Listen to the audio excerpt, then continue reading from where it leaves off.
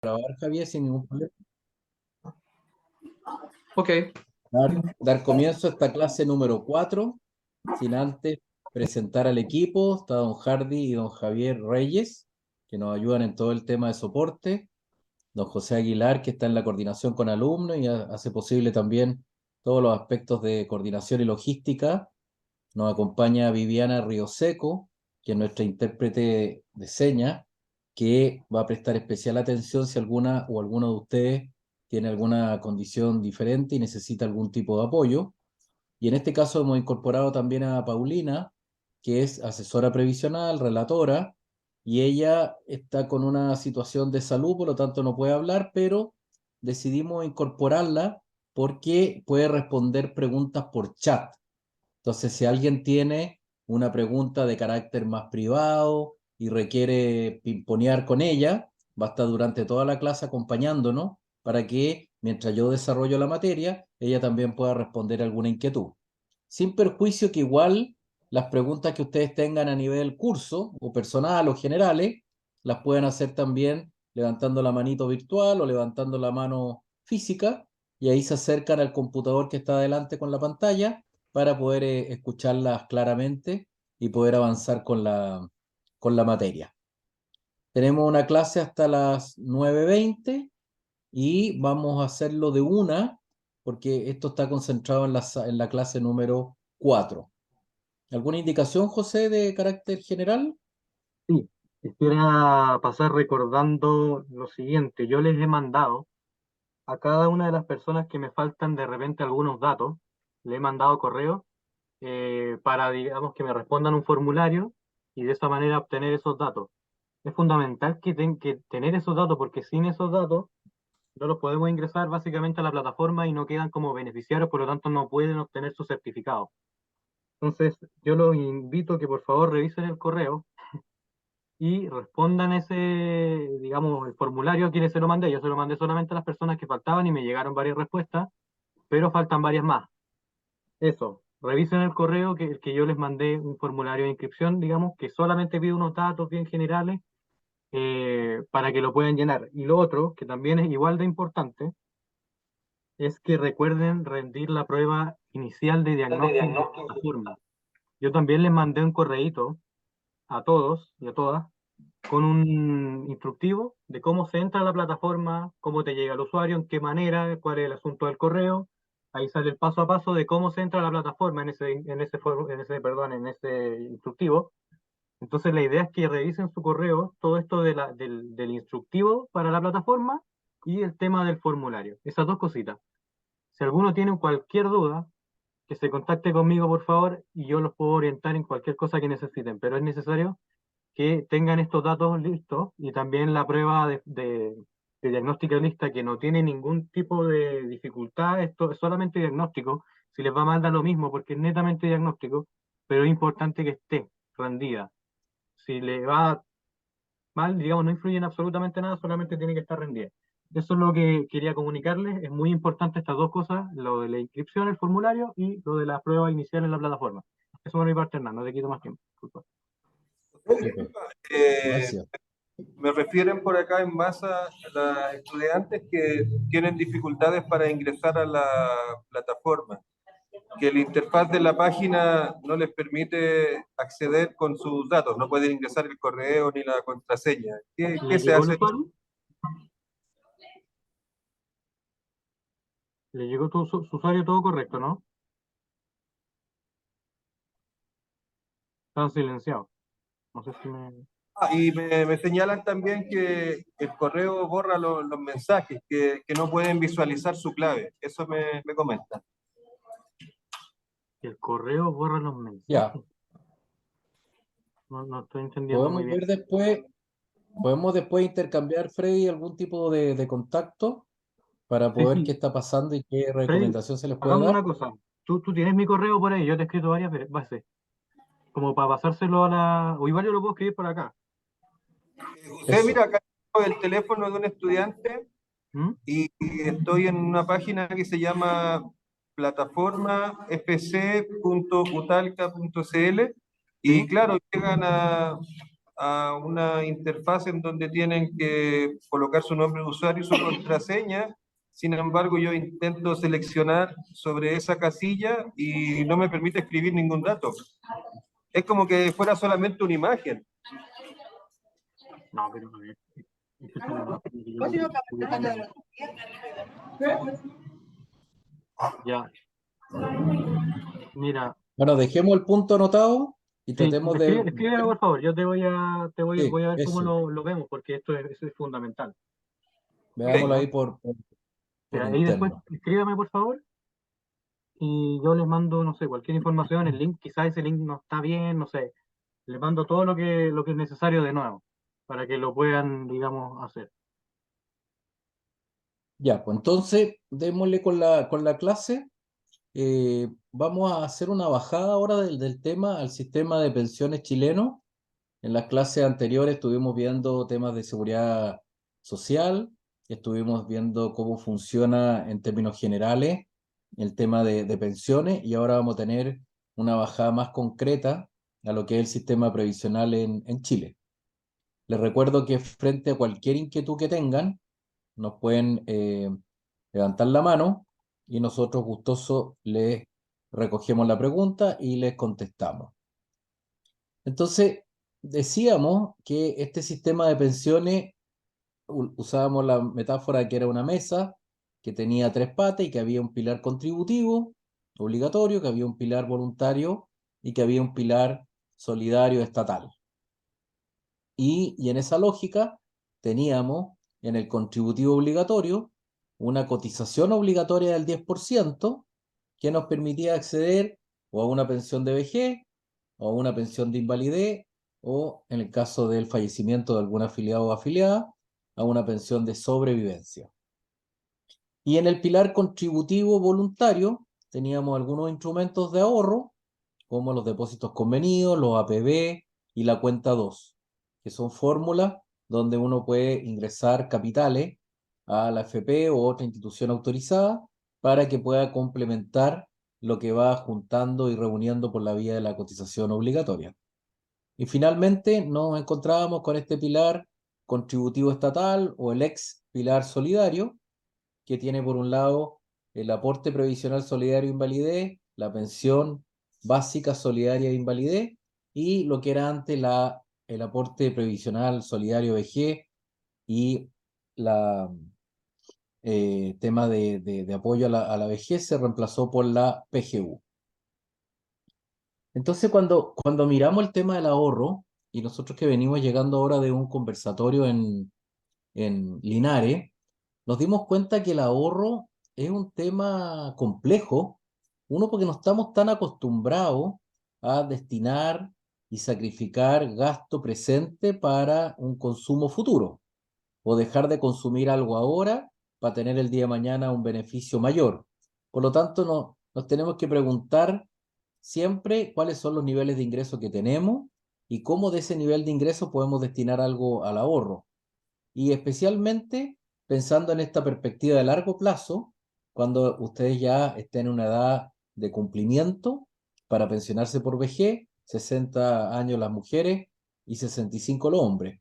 Y a ese nivel de tiempo, uno debiera haber tratado de haber hecho un esfuerzo de ahorro para que por la vía del pilar contributivo voluntario se pueda aumentar el pozo, el chanchito, como decimos, y con eso en el fondo tener una mejor perspectiva y monto de pensión. Y en esa lógica, uno va siempre mirando cuáles son los argumentos o los motivos suficientes que uno tiene para ahorrar. Y trata siempre de considerar que ese ahorro, si bien me priva de algo hoy día, me puede generar el día de mañana una mejor vejez o una vejez más tranquila o ciertas coberturas que pueden ser importantes a la hora de tener alguna de las carencias o las coyunturas que hemos dicho que a uno le pasan. Las coyunturas pueden ser esta pérdida de trabajo, un accidente, el fallecimiento o derechamente cumplir la edad para pensionarse. Entonces, si uno tiene un fondo de ahorro en cualquiera de los instrumentos que el sistema contempla, nos va entregando la oportunidad de efectivamente poder rescatar platas de ahí o utilizarlas alternativamente para efectos de complementar el monto de la pensión futura. Entonces, cuando uno ya entra en el detalle del pilar contributivo voluntario, significa que estamos hablando de instrumentos que la norma y la ley ha creado para que uno pueda ahorrar para la vejez. Y estos mecanismos tienen ventajas o tienen ciertas aplicaciones que permiten que en el fondo las personas lo puedan ocupar abiertamente. El primero de ellos, y aquí lo voy a explicar y si alguien tiene una duda, obviamente que me la puede preguntar, el primero de ellos tiene que ver con el APB. Seguramente muchos han escuchado del APB, que es un ahorro previsional voluntario.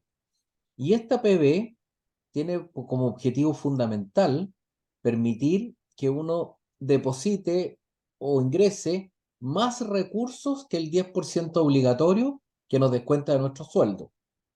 Y eso puede ser tanto en la FP como en alguna otra administradora que esté autorizada y regulada por la Comisión del Mercado Financiero.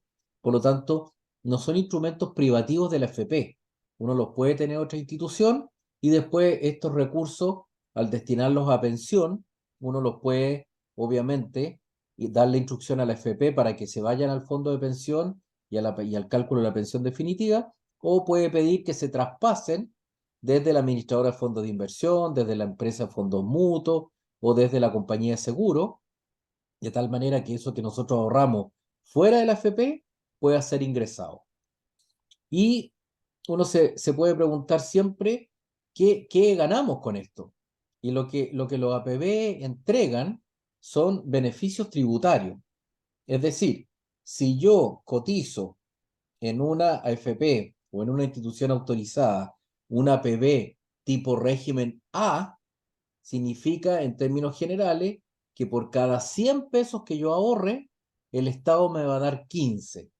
Por lo tanto, es un ahorro que tiene, yo creo que una muy buena tasa de retorno y rentabilidad, porque en definitiva uno tiene la posibilidad tal vez de ahorrar cantidades pequeñas o discontinuas en el tiempo. Puede ser todos los meses la misma cantidad o en distintos meses distintas cantidades, un mes sí, otro mes no, pero en la medida que yo puedo a través de una PB tipo A ingresar plata al sistema, el Estado cuando yo me pensione me va a entregar un 15% de esos fondos con un tope de 6 unidades tributarias mensuales.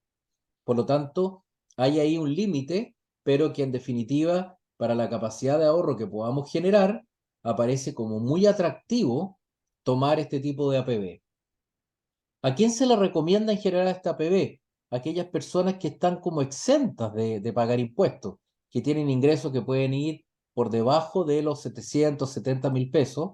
Por lo tanto, al no ser contribuyente y al no pagar impuestos, este APB es el que más se aplica para ellos porque tiene esta bonificación del Estado, un 15% sobre lo ahorrado.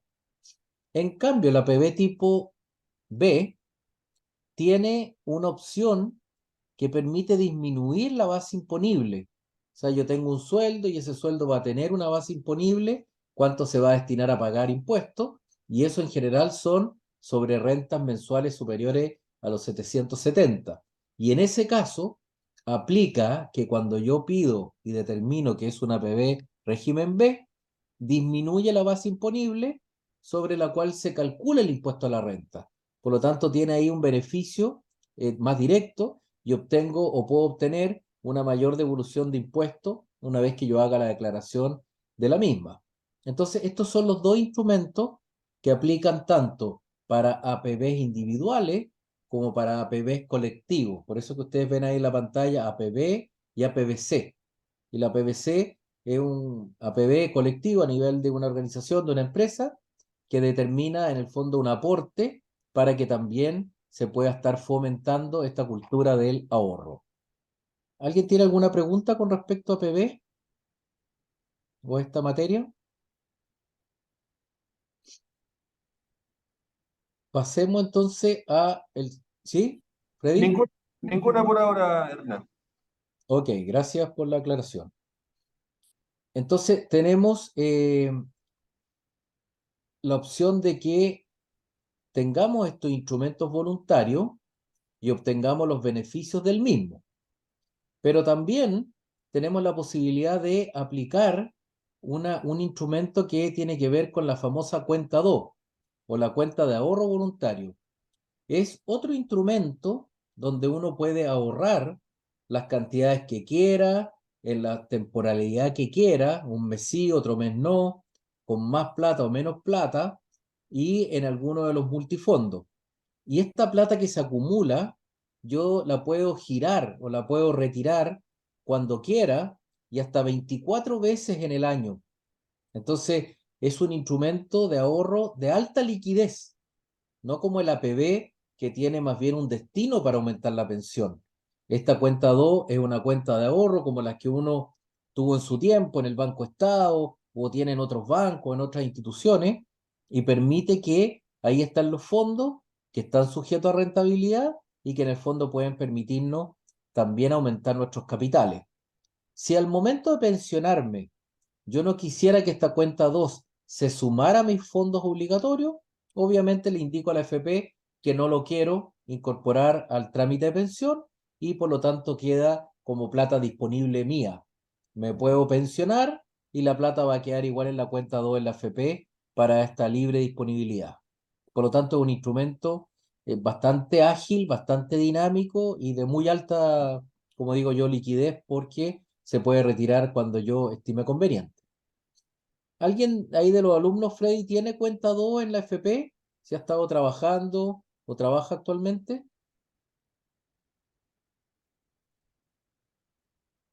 Que levante la mano. Solo para saber, no es para preguntar. Prefieren no tener ese tipo de ahorro. ¿Prefieren no tener? No, refieren no tener. Ah, refieren no tener. Ya, ok. Ya. Y esto también uno tiene que mirarlo de la perspectiva del real esfuerzo.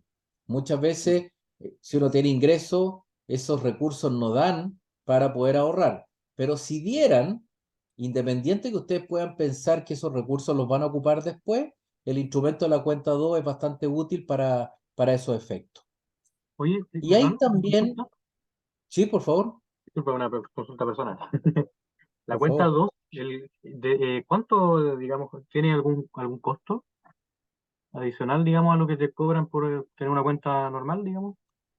Lo que pasa es La, que la cuenta 2 está sujeta a los depósitos que uno hace y está sujeta a las rentabilidades, pero no tiene ahí como un costo por cada depósito, tiene un costo de administración, como tiene el costo de administración los fondos previsionales en general, pero para todos los efectos mm, no actúa tanto como los fondos que uno tiene en otros instrumentos financieros, que a veces tienen costos de ingreso y costos de salida.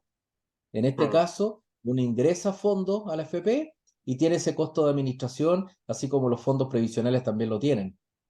claro. Pero ¿Esto más se que cuenta el nada está sueldo más. o el saldo? No, es con respecto al saldo, porque no está Ah, vinculado al sueldo. por No eso, está esa vinculado era al mi sueldo, duda. porque, claro, porque yo lo hago en función de los ingresos y disponibilidad que tenga. Ya, perfecto, ¿Ya? Y este perfecto. tercer instrumento, que tiene que ver con los depósitos convenidos, es un instrumento que se aplica en común acuerdo con el empleador y tiene mucho que ver a veces con los trabajadores o trabajadoras que tienen un bono anual por productividad, que cumplen metas o que se está repartiendo alguna utilidad. En las mineras, en las empresas productivas, existen distintos bonos que se le entregan a las personas y a sus trabajadores y todos esos ingresos, igual que el sueldo, está sujeto a una tabla de impuestos, por lo tanto paga impuestos. Pero el depósito convenido tiene la característica que si yo le digo a mi empleador que quiero que esa plata que me estoy ganando por un bono, por el cumplimiento de una meta o por algún tema de utilidades, se vaya a una institución autorizada y al irse a la institución autorizada no tiene descuento por impuestos, no paga impuestos. Pero esta plata que se va por depósitos convenidos, yo no la puedo sacar. Obligatoriamente va a complementar el fondo de la cuenta obligatoria de la FP y aumenta el chanchito para en el fondo permitir que tenga una pensión mayor. Por lo tanto, al no pagar impuesto cuando yo la incorporo, obviamente estoy obligado a destinarla a pensión. Esto se usa bastante más con personas que tienen mayores capitales o que tienen en el fondo estos incentivos o estas metas o estos bonos, que algunos son anuales o tienen otra periodicidad, pero están en esa lógica. Por lo tanto, tenemos que entenderlo de esa manera. Y esto entonces es lo que uno explica cuando ve este pilar contributivo voluntario, el APB, ahorro previsional voluntario, el APBC, ahorro previsional voluntario colectivo, la cuenta 2 y los depósitos convenidos. Esos son los instrumentos que la normativa se ha dado para efectos de complementar todo lo que tiene que ver con la cotización obligatoria, que es lo que el empleador tiene la obligación de descontarme para la FP, que es un 10%. Y todo esto ya tiene un carácter de decisión propia. Nadie lo puede obligar, independiente que uno le puede pedir al empleador, descuénteme tanta plata por la vía del APB, o descuénteme este bono por la vía del depósito convenido, o descuénteme para la cuenta 2, pero también son aportes que uno puede hacer de manera directa. Freddy, ¿alguna duda con respecto a este pilar contributivo voluntario?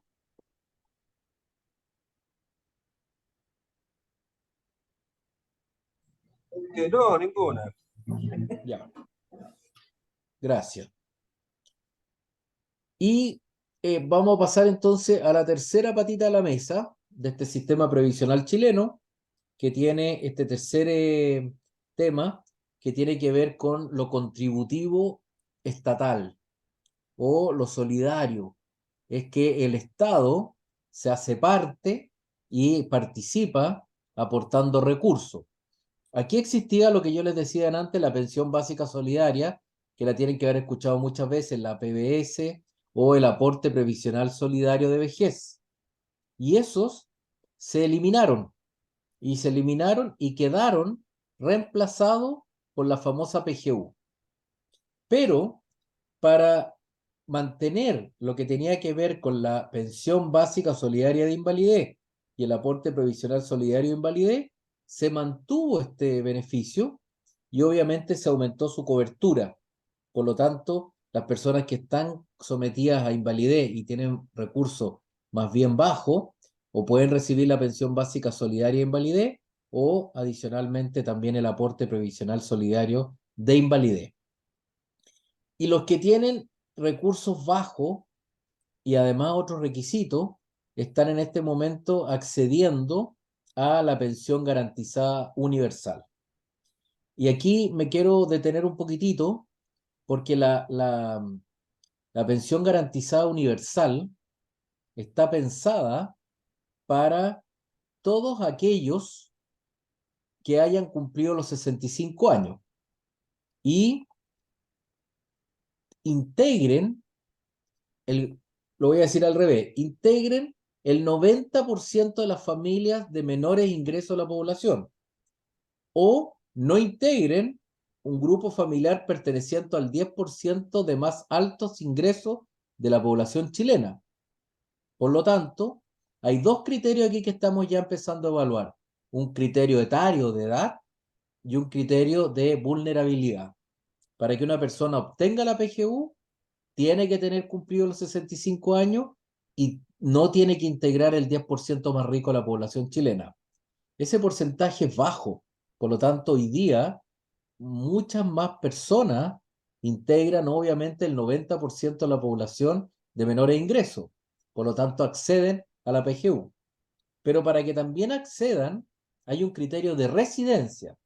O sea, las personas, aparte de tener más de 65 años y no pertenecer al 10% más rico de la población, tienen que acreditar que han vivido en Chile al menos 20 años desde los 20 años de edad, o al menos 4 años de los últimos 5 años antes de pedir la solicitud de la PGU.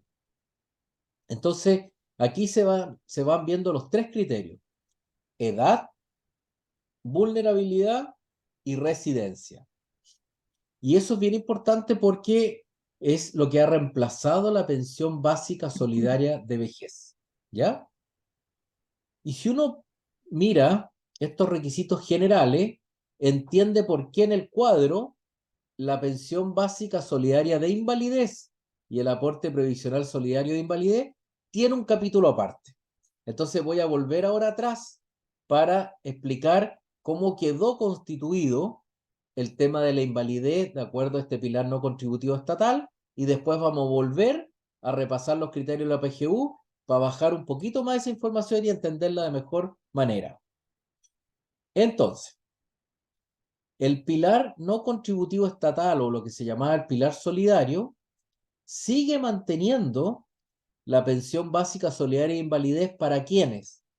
Para las personas entre 18 y 65 años que no tengan derecho a pensión y que hayan sido declarados inválidos por la comisión médica.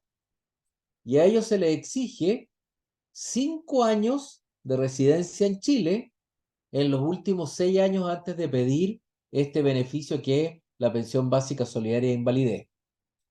Y antes, esto era solo para el 60% más pobre de la población, y ahora aumentó el porcentaje.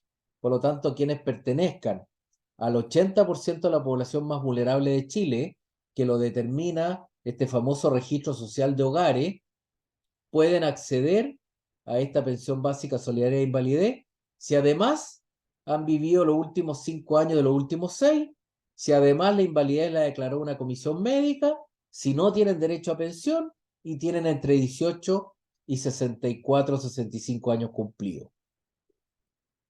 Si esta pensión básica solidaria de invalidez es muy baja y tienen derecho a un aporte, se repiten los requisitos en el sentido de que también se le aplica a personas entre 18 y 64 años, no deben tener derecho a la pensión, o sea, tienen que tener derecho a la pensión inferior al monto de la PGU, declarados igualmente la invalidez por la comisión médica, no pueden imponer o recibir pensión de DIPRECA o CAPREDENA, que es el de las Fuerzas Armadas y de Orden, y la residencia se mantiene y el porcentaje de vulnerabilidad se mantiene.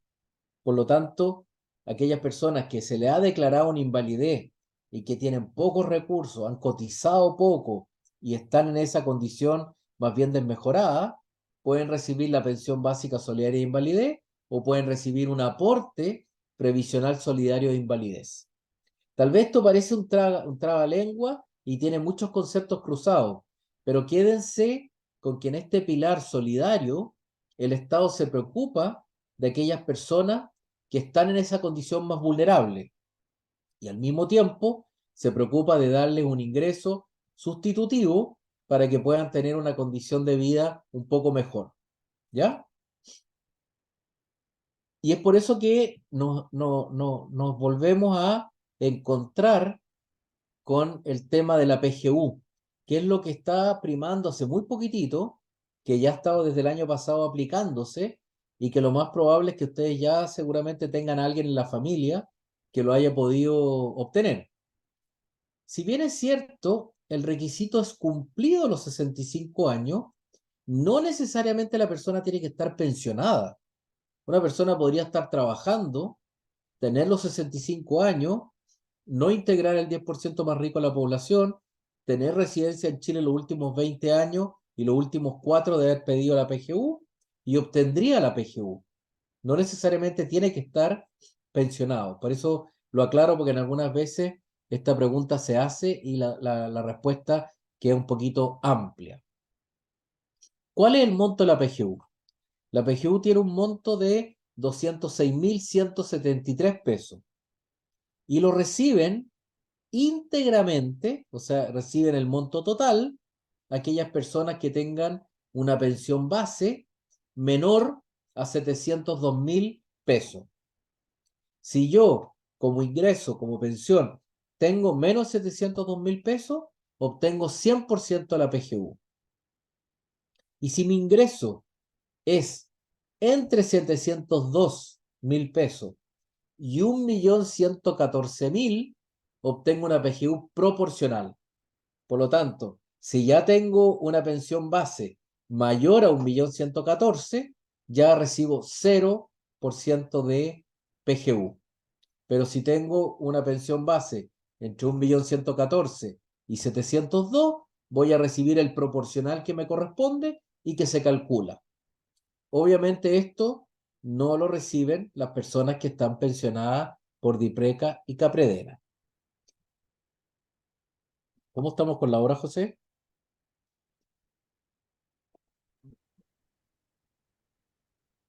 8:30. Terminamos a las 21:20. Igual podríamos tomarnos un Ya. pequeño break si te parece, no sé. O Sí, yo pasamos. pediría un pequeño alto porque además estoy un poquito congestionado. Así que démonos 5 minutitos Ya. Quería y comentar vuelvo, una ¿ya? cosa, yo también ahora. Freddy, ¿estás por ahí? Sí, conmigo el mensaje. Sí, mira, Hardy me comenta que la página de formación continua eventualmente podría tener algún tipo de problema de optimización con algunos teléfonos. O sea, que una manera de solucionar esto es lo más sencillo, hacerlo desde el computador, meterse a la plataforma, y lo otro es que todos los teléfonos en el navegador, por ejemplo, se ocupan Google Chrome, tienen una opción que dice, es como la vista de escritorio. Eh, si usted colocan ahí, le pinchan, esto sale como en el lado derecho del navegador. Ahí se le va a ver, en el teléfono se le va a ver lo mismo que en el celular, y no deberían tener problemas para ingresar. Y de esa manera podrían meterse a la plataforma desde el teléfono, en el caso de que estén teniendo problemas. Así que Copiado, muchas gracias. si ahí tienen, si siguen teniendo problemas ahí, por supuesto que me pueden escribir. La idea es que nadie se quede atrás. Por lo tanto, ahí atentos y atentas al correo que yo les mandé a los que faltaba el tema del formulario, ¿cierto? Y a todos les mandé el tema de la plataforma para que puedan rendir la prueba inicial. ¿Ya? Así que por favor no se me olviden esas cosas, muy, muy importante. Y eso, nos vamos a break un ratito, unos 5 minutos.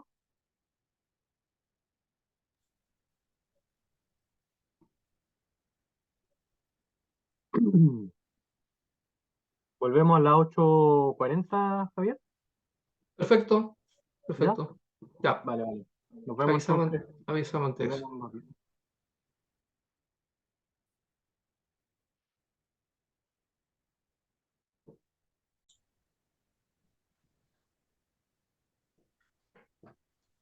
Adelante. Gracias. Freddy, todo en posición. El impuesto. Ya. Bueno, Mira, ahora me gustaría proponerles que repasáramos este tema de la PGU con una manera un poquito más participativa, pero agregamos esta lámina porque hay personas que a veces nos preguntan. Quienes están en el sistema antiguo pueden acceder, como dice ahí, eh, a la PGU. Y aquellos que están en DIPRECA o en CAPREDENA, que son los sistemas de la Fuerza Armada, no acceden a la PGU, no tienen el derecho, porque funciona ese tipo de sistemas previsionales de una manera distinta.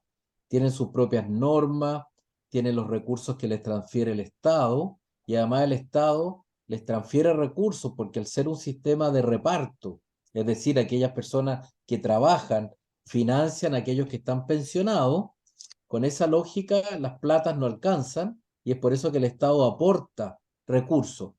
Entonces, a ustedes que seguramente les van a preguntar o tienen la posibilidad después de compartir esta información, que dicho sea de paso, está quedando todo en el portal de educación continua de la Universidad de Talca, van a poder tener la posibilidad de explicar que aquellos que están en los sistemas de las Fuerzas Armadas no tienen derecho, pero quien está en el sistema antiguo y que en el fondo no se traspasó una FP o no lo traspasaron, porque a veces fue una decisión un poquitito más forzada, esas personas cumpliendo los requisitos sí van a poder aceptar y recibir la PGU en la medida que cumplan los requisitos.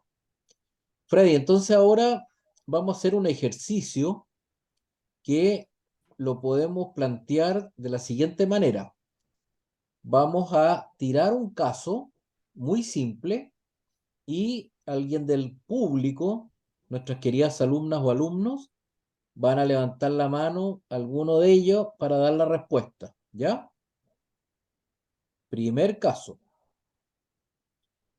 Suponga que su abuelita le pide ayuda. Ella quiere saber si puede cobrar algún beneficio vinculado a la PGU. Caso número 1. Su abuelita sabe que no integra el 10% más rico de la población y cumple con los requisitos de residencia. Por lo tanto, ha vivido más de 20 años en Chile y más de 4 años en los últimos 5.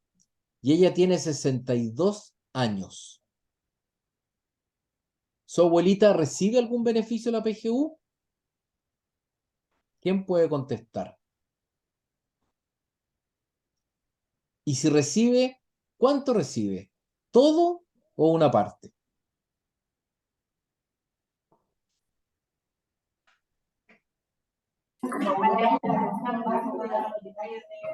No recibiría ningún beneficio porque tiene 62 años y es de 65.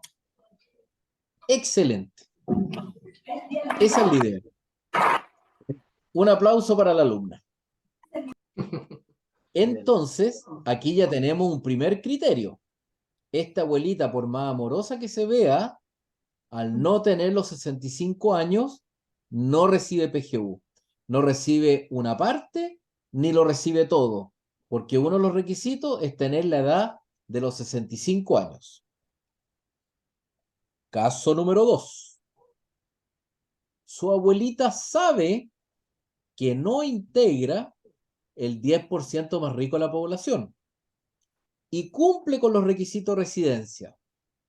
Ella tiene 67 años y tiene una pensión base de 455.000 pesos. ¿Esta amorosa abuelita recibe algún beneficio de la PGU? ¿Sí o no? ¿Y por qué? ¿Quién se anima a acercarse al computador?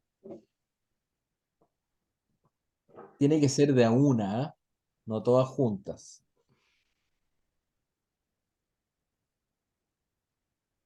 Está que arde. Vamos. Aquí viene un estudiante, ¿ah? Ya, muchas Si la gracias. recibe completa porque cumplió los requisitos. ¿Qué requisitos? ¿Por qué? ¿Tiene pensión ya? Pero había una parte a los 700 y tantos mil pesos la recibía completa. Hasta los 700 y tantos. ¿Cuál es la respuesta definitiva suya? ¿Sí lo Completa. recibe? Sí lo Completa. recibe completa. Ya. Efectivamente.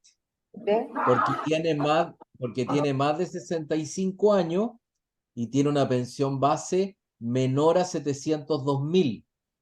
Y como no es del 10% más rico de la población y como cumple los requisitos de residencia en Chile, al tener la edad y tener esa pensión base menor a 702, cumple el requisito y le van a pagar la PGU completa. Perfecto. Caso número 3. Su abuelita sabe que no integra el 10% más rico de la población, pero ha vivido con su tío en Colombia durante los últimos 8 años. La abuelita llega a Chile y se entera que existe la PGU. Ella tiene 83 años y no tiene pensión. ¿Recibe la PGU y la recibe por una parte o la recibe completa? ¿Quién se acerca al computador?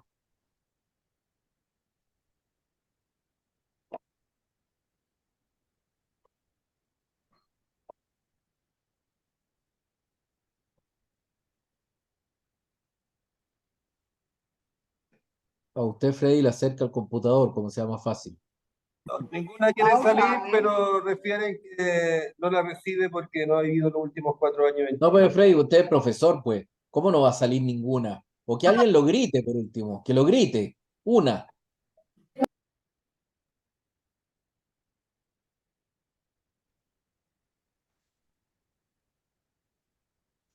Bueno, ahí decía Freddy que no No, lo Freddy no recibía. vale. Algo así José, que estaban Freddy no diciendo. vale. Freddy no Eso es lo vale. que Vale estaban una diciendo por persona. ahí, no sé. No, que una alumna lo diga. Es que en serio, es la única manera de aprender. Esta abuelita tiene 83 años, no tiene pensión, no es del 10% más rico y ha vivido en los últimos 8 años fuera de Chile. Sabe que existe la PGU, llega a Chile. ¿Tiene el derecho, sí o no? No, no voy a pararse. No tiene derecho porque no ha vivido los últimos 4 años en Chile. Excelente, muchas gracias. Ya, entonces ya tenemos 3 casos Buenísimo. distintos para entender cómo aplica y funciona la PGU. Otro caso más. Caso 4. Su abuelita sabe que no integra el 10% más rico de la población y cumple con los requisitos de residencia.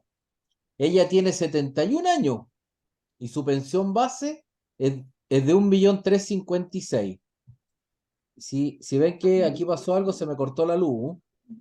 Estoy solo con la luz del computador, ¿ya? No crean que... Espero que no sea un fantasma, man.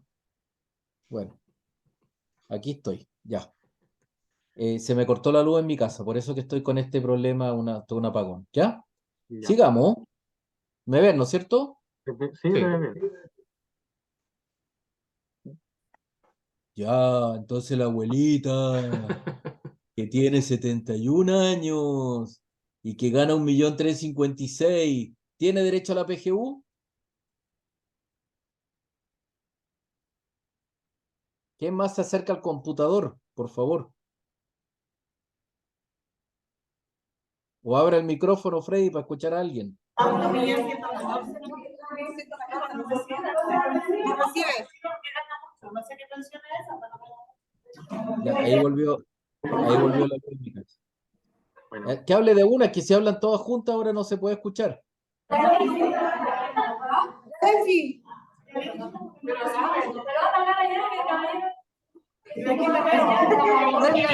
No recibe porque tiene una pensión base muy elevada. Muy bien. Mayor a 1.114.000. Muchas gracias por participar. Acuérdense que usted que ha participado no se le va a olvidar nunca más. Caso 5. Son 37 casos. Caso 5. Su abuelita sabe que no integra el 10% más rico de la población y cumple con el requisito de residencia. Y tiene 69 años esta abuelita. Y una pensión base de 999.000 pesos. ¿Recibe la pensión de la PGU? ¿Y cuánto? ¿Todo? ¿Una parte o nada? Sí la recibe, pero recibe un proporcional de la PGU. Excelente. sí, pero qué bien la Excelente la respuesta. alumna de Nueva York. Muchas gracias. Muy bien. Caso número 6. Su abuelita sabe que no integra el 10% más rico de la población y cumple los requisitos de residencia. Tiene 81 años, es viuda y recibe una pensión de Capredena. ¿Tiene derecho a la PGU? ¿Por qué? Muy bien. Ahí cuando hablaron todos al mismo tiempo se escuchó clarito, parecían un coro. Ya. Estimadas alumnas, esos eran los 6 casos que uno permite comprender de una manera muy fácil, muy concreta, cuáles son aquellos requisitos y a quién le aplica y a quién no. Todo este material, todo este video con corte de luz y todo, porque ahora estoy con un sistema auxiliar de electricidad, permite que efectivamente ustedes puedan entender y sobre todo explicarle a otras personas que este beneficio funciona cuando la persona se inscribe y llena la ficha del registro social de hogares. Y si en el registro social de hogares aparece con un documento, un certificado que demuestra que es del 90% más vulnerable la población chilena y que al mismo tiempo tiene cumplido los 65 años y ha vivido en Chile al menos 20 años desde los 20 años de edad y al menos 4 de los últimos 5 años, tiene derecho a la PGU. ¿Ya? Quisiera llegar hasta acá. Uno, porque, insisto, se va a cortar de nuevo la luz, porque me llegó un mensaje de la empresa eléctrica, algo está pasando. pero quería ver si hay dudas. Todavía mi computador tiene energía. ¿Hay dudas, hay preguntas sobre este tema que vimos hoy día del pilar contributivo voluntario y del pilar solidario? ¿Queda alguna duda, queda alguna inquietud? Muchachas, Ya. Entonces, aquí concluye la clase. Y no sé, Freddy, si no hay más consultas, lo dejo en libertad de opción. Usted manda con respecto a los tiempos de Yapel. Cuénteme.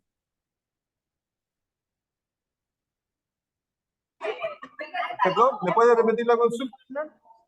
No, es que por el lado de la clase, vimos las materias, analizamos los casos y yo tengo en ese sentido el objetivo cumplido. Usted me dice si hay duda o no hay duda, y si no hay más duda, lo dejo en libertad de acción. Podemos dejar la clase y cerrarla. Por el momento, según refieren las chicas y chicos, no hay más dudas. Ya. Bueno, entonces, estimados alumnos y alumnas, muchas gracias por la atención. Nos volvemos a encontrar la próxima semana y vamos a seguir profundizando hasta terminar con todos los conceptos para que puedan quedar mejor preparadas en estas materias. Al equipo, a Viviana, a José, a Javier, a Hardy y a Paulina, le agradecemos su participación y como les digo, estamos totalmente disponibles para lo que ustedes necesiten, para que tomen contacto también con José. No se olviden de completar la prueba inicial y de completar todos los documentos que sean necesarios si tú necesitas reforzar algo, José. Por mi parte, muchas gracias. Sí, tal como dices tú, Hernán, como les mandé el correo, ¿cierto? A las personas que me faltan los datos de formulario, ¿cierto? Son unos datos súper sencillos. No olvidar eso, no olvidar también que les mandé un correíto para que puedan acceder a la plataforma y también respecto a lo que me comentaban del problema, que si están tratando de acceder desde el celular, busquen ahí la opción para tener vista de escritorio. Y de esa manera no deberían tener problemas con la plataforma. De todas maneras, cualquier problema que tengan, recuerden que se pueden contactar y pedir ayuda ahí, alguna orientación. Para eso estamos, para ayudarlo y ojalá que nadie se quede atrás, que no falte ningún dato, que todo esté como tiene que estar. Eso por mi parte. Ok. Muchas gracias, Freddy. Muchas gracias a las alumnas y a los alumnos. Que estén muy bien. Luego, Gracias. profe. Hasta Se luego. puede conectar nomás, Freddy. Ok. Ya. Estimado equipo,